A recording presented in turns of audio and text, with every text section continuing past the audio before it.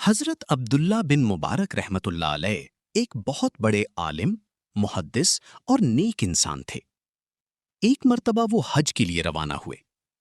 راستے میں ایک شہر سے گزر ہوا جہاں انہوں نے ایک عجیب منظر دیکھا۔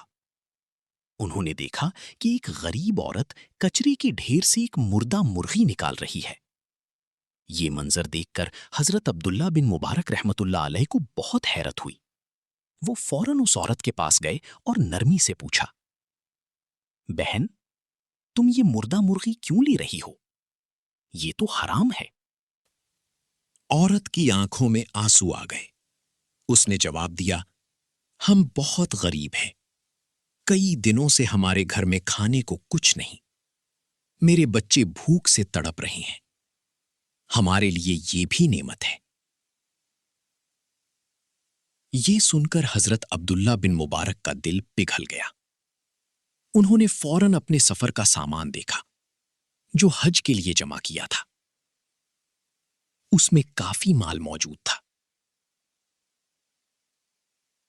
انہوں نے وہ سارا مال اس غریب عورت کو دے دیا اور کہا، تم اپنے بچوں کو حلال اور پاکیزہ کھانا کھلاؤ، یہی اس وقت میرا سب سے بڑا عمل ہے۔ پھر وہ حج کیے بغیر واپس لوٹ گئے۔ جب حج کا موسم گزرا تو لوگوں نے بتایا کہ انہوں نے خواب میں دیکھا کہ حضرت عبداللہ بن مبارک حج کر رہے ہیں اور اللہ کے ہاں ان کا حج قبول بھی ہو گیا ہے۔ لوگ حیران رہ گئے کیونکہ وہ تو حج کے لیے گئے ہی نہیں تھے۔